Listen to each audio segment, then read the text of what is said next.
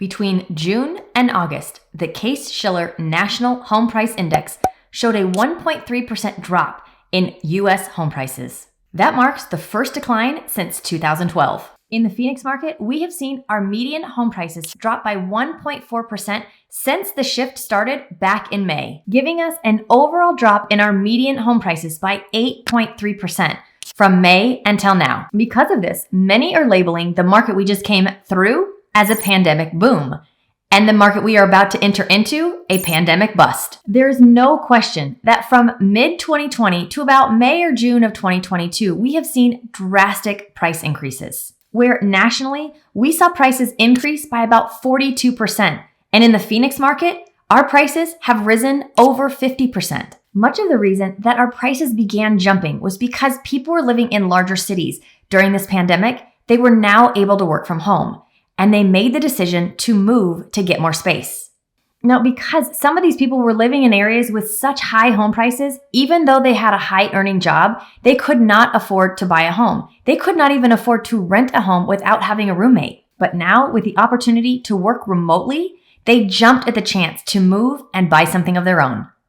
Now, in Arizona, mostly in the Phoenix area, the other really big reason that we saw such significant price increases was because of the investor. More specifically, the iBuyer investor. These were those people that went in and bought these homes for cash from the seller and then turned around and put them right back on the market for a higher price. This is really how a lot of the first-time home buyers got priced out of the market. Now, there were some other investors that were buying homes and flipping them, but those buyers were buying them, doing major remodels on the house, actually adding value and then putting the home back on the market. Where the iBuyers, you were lucky if the home got even cleaned before it was put right back on the market for more money. Diane Swank, chief economist for KPMG, said this when talking to Fortune magazine. "We went to an extreme on work from home, but it has pretty much abruptly ended. It is part of the reason I think you're seeing housing prices fall as well. The local incomes don't support a lot of these home values." Now, what's interesting to me is that she and a lot of other analysts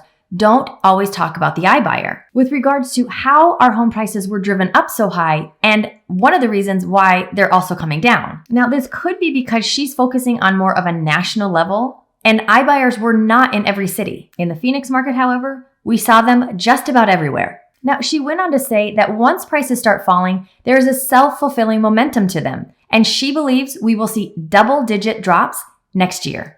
Now, the reality is if you talk to 5 different analysts, you will get 5 different answers on what they believe is going to happen next year. Most financial institutions are predicting a 5% drop in prices by the end of 2023. Wells Fargo predicts the decrease will be over 5% by the end of 2023, and analyst Ivy Zelman predicts a 4% drop in 2023 and another 5% in 2024. Moody's Analytics is giving us a range between 5 and 10% drops. Capital Economics is a bit more pessimistic and is predicting an 8% drop by the end of next year. Some experts think it's going to be much more dramatic, with prices dropping by about 20% next year. Zillow believes that by February of 2023, we will see an 18% drop from the February prior. That means, based on what I said earlier, that we're at 8.3%, we would need another 10% price drop here in the Phoenix market to make Zillow accurate. And the most pessimistic one that I found was Pantheon Macroeconomics, where they feel like by mid-2023, we will see more than a 20% decline in pricing.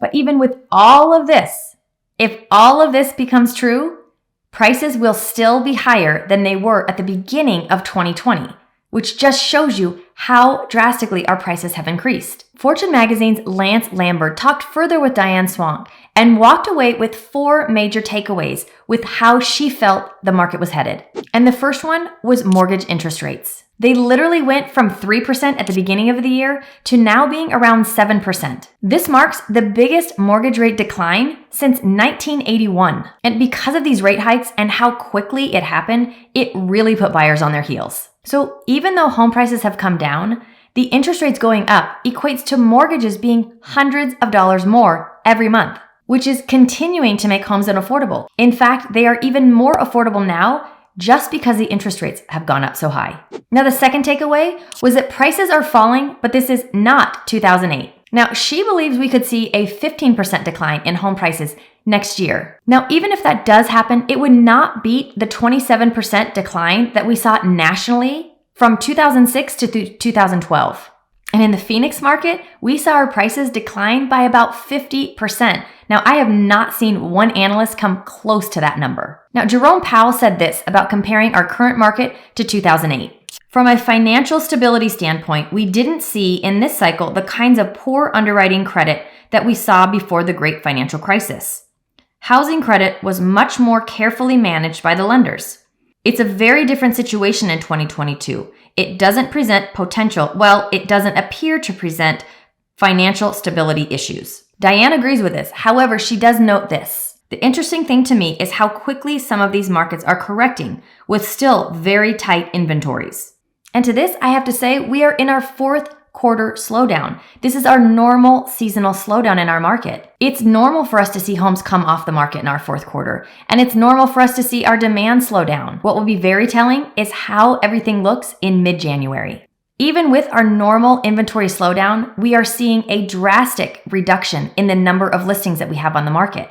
Now, in the Phoenix market, there were only 6,713 new listings added over the last 4 weeks. This is down 27% from last year and 25% from 2020. What's most amazing is that these record low numbers of new listings comes just 5 months after we hit our all-time high of 12,246, which was set on June 28th. In fact, some of the cities around the Phoenix area with this push-pull between buyers and sellers market have actually started to swing back towards a seller's market. Now, I am not telling you that they are in a seller's market, but they are starting to swing back towards a seller's market. And this is the first time in almost a month that this is happening. Now, some of this is because the interest rates dropped just about 2 weeks ago below that 7%. This brought buyers back into the market, and the number of homes that we saw go under contract actually turned up after weeks and weeks of only going down. Now, the third takeaway was about overvalued markets, and she specifically talked about Phoenix.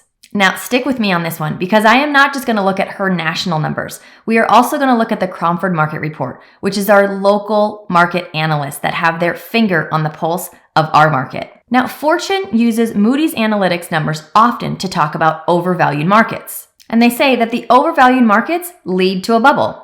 And the 3 things required for this to happen: first, you need to see a rush of demand come into the market. And they also talk about speculation as part of that rush. Second, home prices spike well over what incomes can support, thus reaching an overvalued level. And the third thing, housing bubble pops and prices fall. The pandemic boom did see investors rush back into our market. And according to Adam Data, a total of 114,706 homes were flipped in the first quarter of 2022. That's higher than any quarter in the years leading up to the 2008 housing crisis. These were mom and pop investors buying up homes to turn them into Airbnbs. They were also small investors buying homes to actually renovate them, add value, and put them back on the market. And let's not forget the iBuyer. The first 2 elements that they are considering the housing bubble did enter the market during the pandemic. The third element has yet to hit.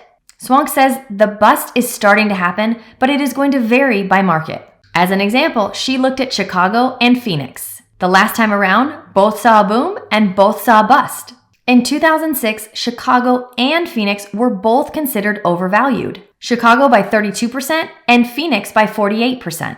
However, this time, Phoenix, which they are saying is now overvalued by 54%, saw a rush of speculators and out-of-town buyers, while Chicago, which they're saying is now only overvalued by 3%, is remaining relatively tame.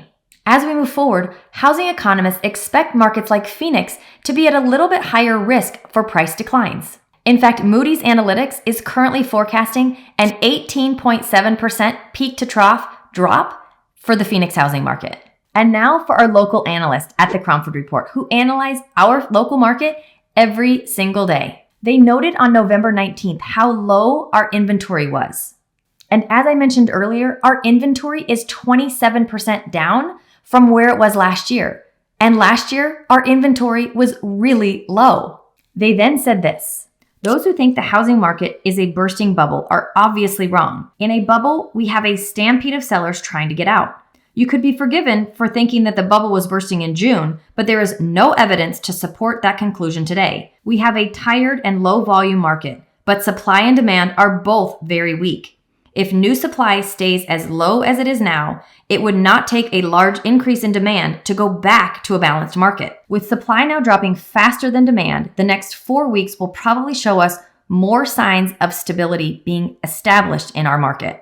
And when it comes to new construction, which usually adds to our inventory, the single-family permits have come down lower than they were in 2015, with only 1,149 permits pulled for October of 2022. The Cromford report then went on to say this: with such a drop in building permits, we are setting ourselves up for a shortage of supply next year should interest rates drop and demand for purchased single-family homes recover, which is some of what I've been talking about on my channel because I've been watching this closely. And the fourth takeaway that Lance got from Diane was that falling home prices will help the Fed get to their 2% number. Jerome Powell has made it very clear that housing is going to feel some pain in this correction, and he has talked multiple times about resetting the market. Diane said this: let's face it, where is one of the biggest pushes on inflation right now? It's in shelter costs, and it's where the Fed have the most power. Now, I listened to Diane in another interview around the same time, and instead of using the word bust, she was using the word deflate,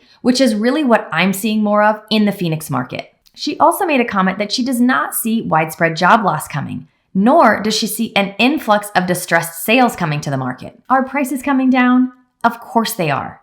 But those homes that are priced well, in great locations, well cared for, and maintained are still getting top dollar and selling quickly. There are still buyers in our market. And as I mentioned earlier, because we have seen that small shift down in our interest rate, we have seen an uptick in buyer demand. So before everyone tries to say that I just want everyone to buy a home, my goal is to educate so that you can make smart decisions for you. I just don't want you to miss out because you've listened to one person and read the same headline over and over and over again since 2015, telling you the market is going to crash. I know people that did, and they've lost out on a lot of money. Now, as I mentioned, in the Phoenix market, we saw a lot of iBuyer activity. If you want to see how that has affected our prices, take a look at this video right here. Thanks for watching, and I'll see you next time.